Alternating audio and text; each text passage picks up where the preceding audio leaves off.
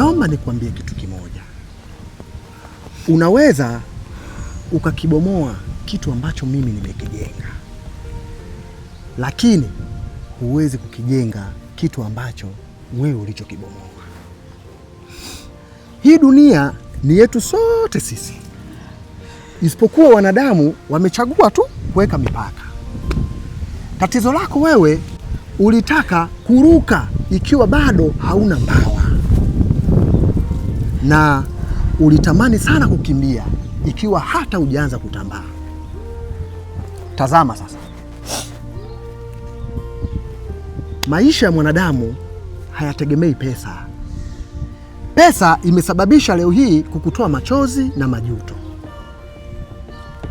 Ungekomaa na maskini wako ambaye toka awali mulikuwa mna msimamo wenu mmoja tu kwamba tutavumiliana kwenye shida na raha.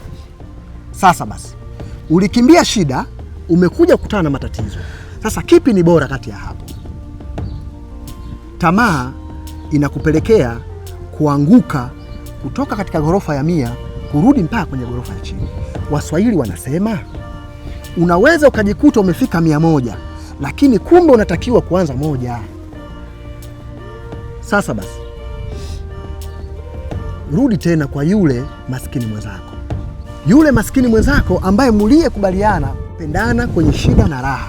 Huku sio sehemu sahihi.